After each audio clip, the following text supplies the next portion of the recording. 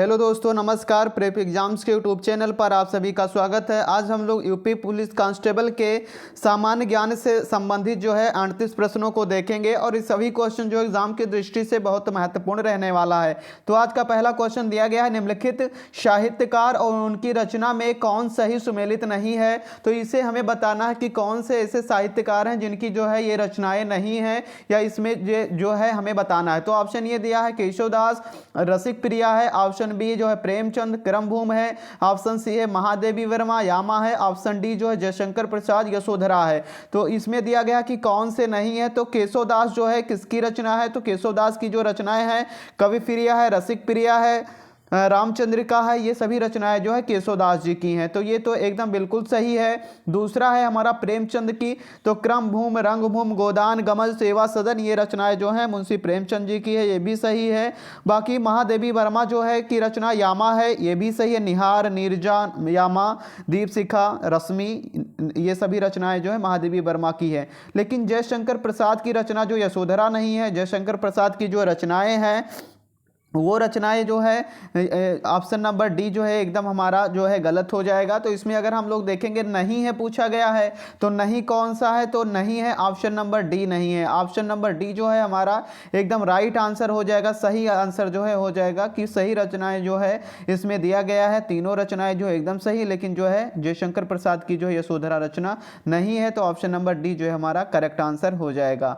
इसी प्रकार से अगले क्वेश्चन पे चलेंगे। आज का दूसरा प्रश्न दिया गया है, निम्नलिखित में से कौन सी नदी जो है काफी हद तक उत्तर प्रदेश की सीमा निर्धारित करती है। ऑप्शन ए चंबल नदी, ऑप्शन बी केन नदी, ऑप्शन सी गंगा नदी, ऑप्शन डी जो है यमुना नदी। तो काफी हद तक जो है पश्चिम में जो है काफी हद तक उत्तर प्रदेश की सीमा का निर्धारण कौन सी नदी करती है, तो यमुना नदी करती है।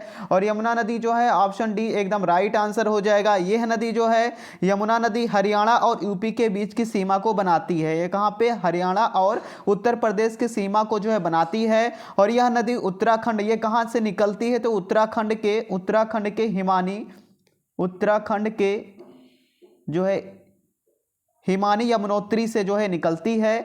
और ये यमुनोत्री से निकलने के बाद में टोटल जो है 1376 किलोमीटर की दूरी जो है तय करती है। तो ऑप्शन नंबर डी जो है हमारा करेक्ट आंसर हो जाएगा। एकदम राइट आंसर जो है ऑप्शन नंबर डी हो जाएगा।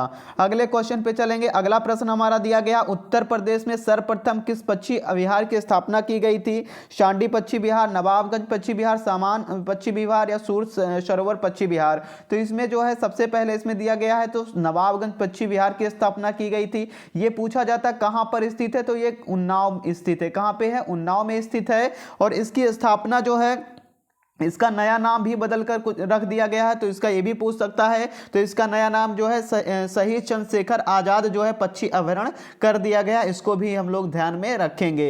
इसकी जो है अगर देखा जाए तो ये कितने हेक्टेयर में है, तो 225 हेक्टेयर में जो है फैला हुआ है। इसको भी ध्यान रखेंगे। तो ये सारी चीजें ऑप्शन नंबर बी जो है हमारा नवाबगंज पक्षी अभयारण्य जो है उन्नाव में स्थित है। तो ऑप्शन नंबर बी जो है हमारा राइट आंसर हो जाएगा। अगला क्वेश्चन है, पूर्व पश्चिम और उत्तर दक्षिण कॉरिडोर 6 लेन के राष्ट्रीय राजमार्ग को एक दूसरे से मिलने का स्थान है। भोपाल, ग्वालियर, झांसी, नागपुर। तो ये जो है पूर्व पश्चिम और उत्तर दक्षिण कॉरिडोर में जो है ये झांसी है। और ऑप्शन नंबर जो है सी एकदम करेक्ट आंसर, राइट आंसर जो है ऑप्शन नंबर सी हमारा हो जाएगा। अगला क्वेश्चन है, हर्ष चरित्र जो है निम्नलिखित में से किसकी रचना है। कालिदास की, बाणभट्ट की, वाल्मीकि, व्यास की। तो हर्ष चरित्र जो है बाणभट्ट की रचना है। और हर्ष चरित्र में जो है बाणभट्ट ने जो है हर्षवर्धन का जो है जीवनी के बारे में लिखा। हर्षवर्धन की जीवनी लिखी है हर्ष चरित्र में। हर्षवर्धन की जीवनी जो है इसमें लिखी है बाणभट्ट ने। तो ये भी ध्यान रखेंगे, यानी कि हर्ष चरित्र जो है बाणभट्ट की रचना है। तो ऑप्शन नंबर बी जो है हमारा करेक्ट आंसर, राइट आंसर हो जाएगा। अगले क्वेश्चन पे चलेंगे। शून्य के सिद्धांत का प्रतिपादन जो चरक, चाणक्य, वाल्मीकि या आर्यभट्ट ने किया था। ऑप्शन नंबर सी जो है हमारा करेक्ट आंसर हो जाएगा। शून्य की खोज आर्यभट्ट ने की थी। सिमलीपाल टाइगर रिजर्व कहाँ, किस राज्य में मोस्ट इंपॉर्टेंट है। ये महाराष्ट्र में है, आंध्र प्रदेश, छत्तीसगढ़, उड़ीसा। तो ये उड़ीसा में स्थित है। ऑप्शन नंबर डी जो है हमारा राइट आंसर हो जाएगा। सिमलीपाल जो है टाइगर रिजर्व है और ये कहाँ पे स्थित है, तो उड़ीसा राज्य में स्थित है। ऑप्शन नंबर डी इसका करेक्ट आंसर हो जाएगा। अगला जो है नाबार्ड नाबार्ड जो है का फुल फॉर्म क्या होता है? National for agriculture refinance and development, national board of agriculture research and development, national academy of banking and agriculture research and development, या फिर national bank for agriculture and rural. तो इसका फुल फॉर्म जो है नाबार्ड का क्या होता है? तो नाबार्ड का full form national bank for agriculture and rural development जो है होता है। तो रूरल डेवलपमेंट जो है ऑप्शन नंबर डी जो है हमारा इसका फुल फॉर्म हो जाएगा। Right answer option number D हो जाएगा। और इसमें ये पूछा जा सकता है कि नाबार्ड का मुख्यालय कहाँ पे है? तो नाबार्ड का मुख्यालय जो है मुंबई में है। कहाँ पे है? मुंबई में है। और ये जो है कृषि ऋण से संबंधित है। ये इसमें जो है कृषि ऋण जो है दिया जाता है। ये बैंक संस्था है। और नाबार्ड की स्थापना कब की गई थी? तो बैंकिंग संस्था है। इसकी स्थापना ध्यान रखेंगे तो इसकी जो है स्थापना की गई थी 12 जुलाई 1982 को। कब की गई थी?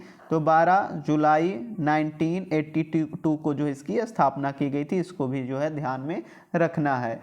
अगला क्वेश्चन दिया गया 7वें वित्त आयोग की सिफारिश किस तिथि से लागू हुई थी? 2 अक्टूबर 2015, 1 जनवरी 2016, 1 अप्रैल 2016 या फिर 1 जनवरी 2017। तो इसको जो है 1 जनवरी 2016 को लागू किया गया था। और ऑप्शन नंबर बी जो है हमारा करेक्ट आंसर, राइट आंसर हो जाएगा।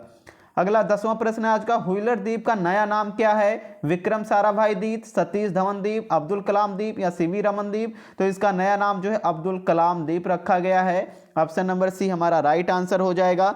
और यह जो है भारत की पूर्वी तट पर स्थित है। और उड़ीसा बंगाल जो है ये बंगाल की खाड़ी में वहां से गिरती है। और ये कहाँ पे किस राज्य में स्थित है ये भी पूछ सकता है। तो उड़ीसा में जो है स्थित है। कहाँ पे?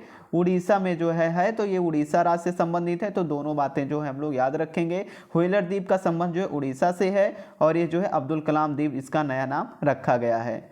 सहमति से मुस्लिम विवाह का विघटन क्या कहलाता है? तलाक एहसान, इला, जिहार या फिर जो है खुला। तो इसको जो है तलाक, सहमति से अगर मुस्लिम विवाह जो है विघटन किया जा सकता है खुला तलाक करके। तो ये जो है ऑप्शन नंबर डी हमारा राइट आंसर है।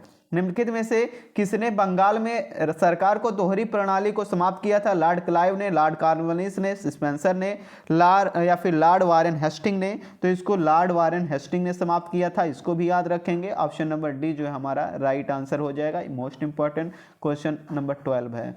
अगला क्वेश्चन दिया है, कितनी बार लोकसभा का कार्यकाल 6 वर्ष तक बढ़ाया गया है? 1 बार, 2 बार, 3 बार, कभी नहीं। तो इसको 1 बार जो है बढ़ाया गया है। तो ऑप्शन नंबर ए जो है हमारा करेक्ट आंसर हो जाएगा।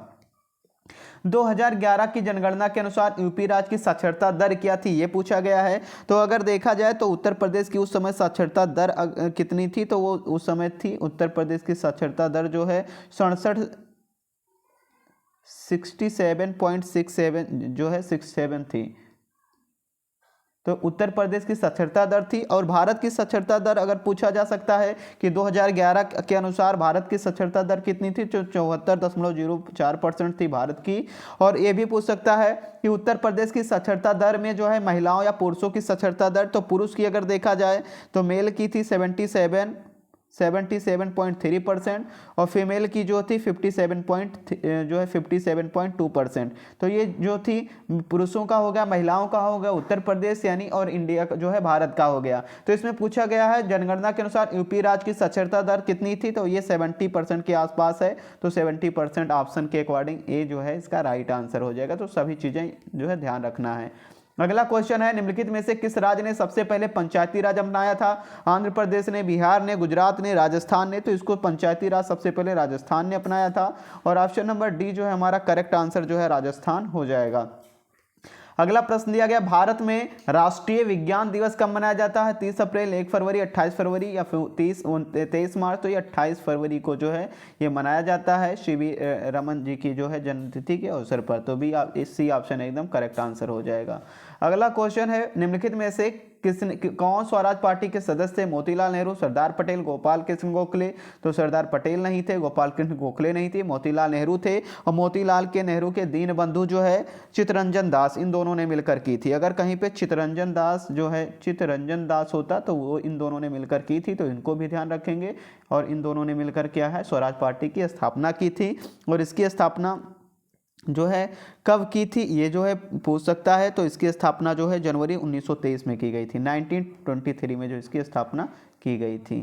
तो इसमें पूछा गया है कौन सा जो है सही है, तो केवल बी ऑप्शन जो है इसका राइट है और बी ऑप्शन जो है हमारा एकदम करेक्ट आंसर हो जाएगा। कौन सा ऑप्शन? ऑप्शन नंबर बी जो है हमारा करेक्ट आंसर हो जाएगा, केवल मोतीलाल नेहरू।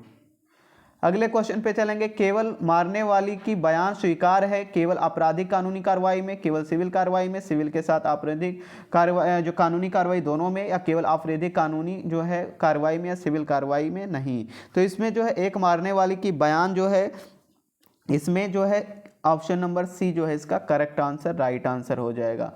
संपूर्ण एल्कोहल होता है 90% C2H5OH में, या फिर 95.6, 98.99% जो होता है C2H5 जो है एथिल एल्कोहल, इसी को जो है कहते हैं C2H5OH। ऑप्शन नंबर डी जो है इसका करेक्ट आंसर, राइट आंसर हो जाएगा। अगला क्वेश्चन है, प्रदेश के किस जिले में आम की खेती नहीं की जाती है? वाराणसी में, लखनऊ में, मिर्ज़ापुर में, आगरा में? तो ये आगरा में नहीं की जाती है और सभी जगह पे जो आम की खेती की जाती है। ऑप्शन नंबर डी जो है हमारा करेक्ट आंसर हो जाएगा। अगला क्वेश्चन दिया गया, उत्तर प्रदेश के किस जिले में सौर ऊर्जा संयंत्र शुरू किया गया है? आगरा में, अलीगढ़ में, मथुरा में, एटा में? तो ये कहाँ पे? अलीगढ़ में जो इसको शुरू किया गया है। तो ऑप्शन नंबर बी इसका एकदम राइट आंसर, अलीगढ़ हो जाएगा। अगला क्वेश्चन दिया गया है, डाउन सिंड्रोम पर कितने प्रकार की प्रतियां होती है? 8 गुणसूत्र होते हैं, 12 गुणसूत्र, 46 या 21 गुण, तो 23 जो 46 गुणसूत्र होते हैं। कितने टोटल जो है? 46 गुणसूत्र जो है क्रोमोसोम होते हैं। ऑप्शन नंबर सी जो है हमारा करेक्ट आंसर हो जाएगा। अगला क्वेश्चन है, हॉकीआई एयरक्राफ्ट की डिफेंस जो है डिफो कंपनी द्वारा बनाए गए हैं? Hindustan aeronautics, Reliance defence, Tata advance limited या भारत इलेक्ट्रॉनिक्स लिमिटेड? तो इसको जो है हिंदुस्तान एरोनॉटिक्स के द्वारा बनाया गया है। तो ऑप्शन नंबर ए जो है एकदम करेक्ट आंसर, राइट आंसर हो जाएगा। ऑप्शन नंबर ए जो है इसका सही उत्तर हो जाएगा। किसके द्वारा? हिंदुस्तान एरोनॉटिक्स के द्वारा इसको बनाया गया है। अगला क्वेश्चन है, संविधान के अंतर्गत बंदी जो है प्रत्यक्षीकरण समादेश जारी करने का अधिकार किसमें निहित है? केवल उच्च न्यायालय में, केवल उच्चतम न्यायालय में, उच्च तथा उच्चतम दोनों न्यायालय में, जनपद न्यायालय उसके ऊपर? तो ये उच्च और उच्चतम दोनों न्यायालय में जो है होता है। ऑप्शन नंबर सी जो है एकदम करेक्ट आंसर हो जाएगा। अगला क्वेश्चन है, विश्व हिंदी दिवस जनवरी माह की किस तिथि को मनाया जाता है? 8 जनवरी को, 9 जनवरी को, 12 जनवरी को, या फिर जो है 10 जनवरी को मनाया जाता है? तो ये विश्व हिंदी दिवस जो है जनवरी माह में 10 जनवरी को मनाया जाता है। तो ऑप्शन नंबर डी जो है एकदम करेक्ट आंसर, राइट आंसर हो जाएगा। अगला क्वेश्चन है, टेलनेट का तात्पर्य है telephone network, television network, teletime network, telefax network? तो इसको जो है हम लोग क्या कहेंगे? तो ये जो है टेलीटाइम नेटवर्क। ऑप्शन नंबर सी जो है हमारा जो है टेलनेट का जो है फुल फॉर्म टेलीटाइम नेटवर्क हो जाएगा। ऑप्शन नंबर सी जो है इसका राइट आंसर हो जाएगा।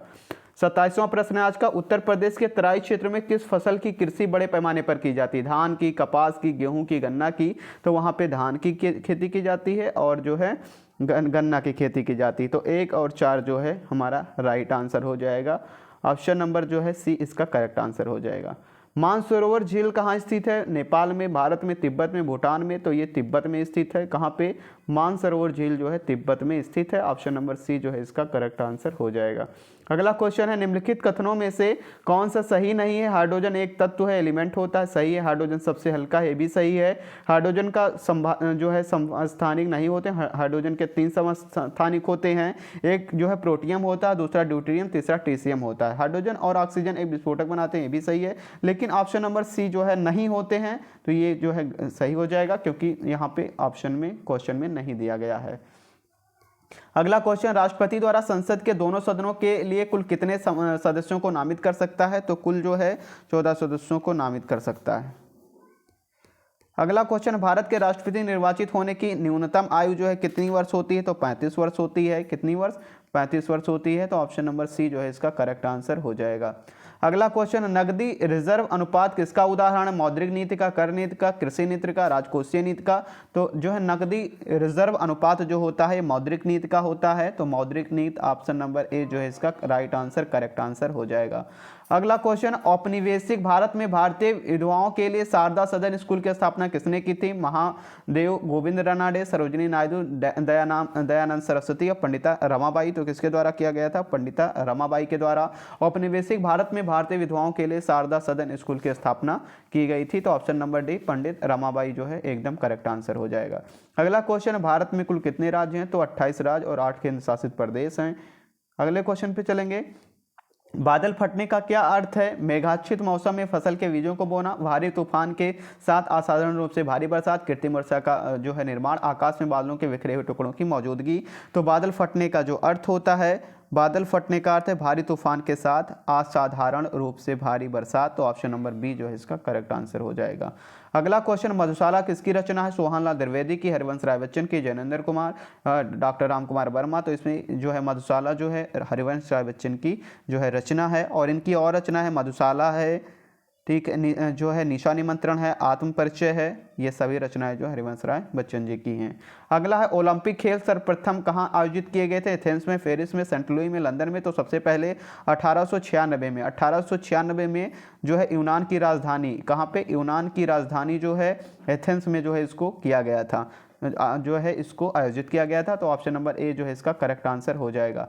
अगला क्वेश्चन, अंतर्राष्ट्रीय ओलंपिक समिति की प्रथम भारतीय महिला सदस्य कौन बनी है? अंजलि तेंदुलकर, टीना अंबानी, नीता अंबानी, हेमा मालिनी। तो नीता अंबानी बनी है, जो कि मोस्ट इंपॉर्टेंट है। ऑप्शन नंबर जो है सी इसका एकदम करेक्ट आंसर जो है नीता अंबानी हो जाएगा, नीता अंबानी हो जाएगा। एकदम right answer option number C एकदम करेक्ट हो जाएगा।